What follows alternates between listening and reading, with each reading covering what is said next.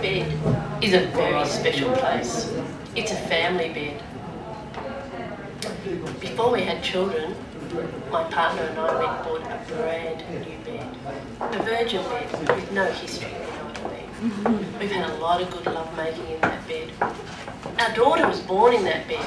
She thinks it's hers. We now have 3 children. They all think it's their bed. They sleep in it every night. I've got this terrible addiction now. It's called bed roulette. Every night, I never know whose bed I'm sleeping in because everybody's sleeping in my bed. You know the binding that they put around mattresses? You think it's there for decoration? No way. It is there for parents to hang on to because it's the only bit of the bed we get every night. During this course, we got to do an exercise where we had to give our first impressions of everybody. When it came to my turn, do you know what they said? Mum. Mum? What about the rest of me? Have the kids taken that too? I was shattered. I went home. I was thinking, what happened to that sexy 46-year-old woman? Great breasts, good legs, amazing mind. No, it's gone. I'm mum. You know, creating your own reality, bringing out that inner you, it's an illusion.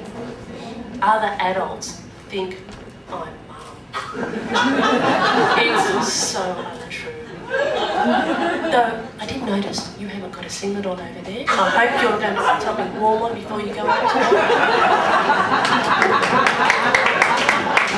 When we signed up for this course, it was made very clear to us, this is a comedy course, not therapy.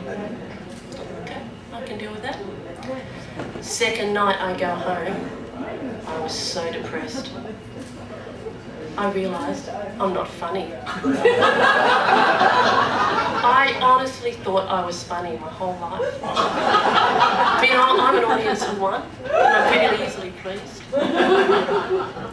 So I decided to give this some serious thought. How could this be?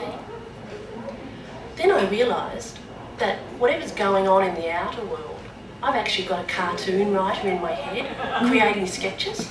So I'm laughing at myself most of the time, but the rest of you don't get the joke. But what I've discovered is I have a niche audience. If I hang out with people doing really good acid, they get all my jokes. I was thinking about career options for women the other day, and my mind, as it does, wanders off. And I was thinking, how do women become groupies? That must be just an amazing thing to do. Following round their rock idol gods, utter devotion. Then I thought, they're a bit like nuns. Nuns and groupies are fairly similar. Nuns are really the ultimate groupie. Then I thought about the similarities. They've both got bad habits. They both spend a lot of time in devotional adoration, and they spend a lot of time on their knees.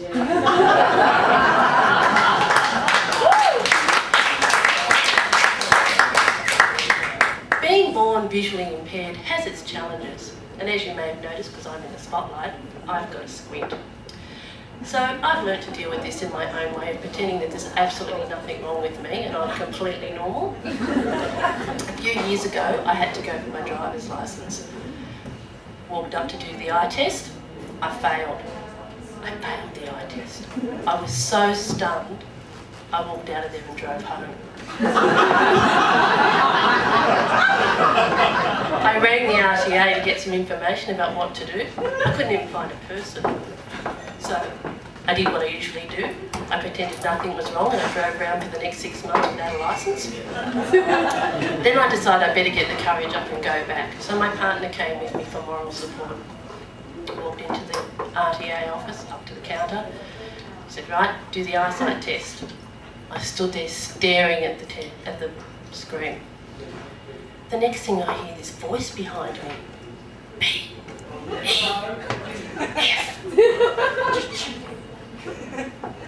I looked over, the woman's still looking at the computer. I realised my partner's standing behind me, telling me the letters. T, Z, Y. I thought, okay, I can do this. So I started B, E, F. thinking all the time, oh my God, he's dyslexic. I hope he reads the letters out in the back.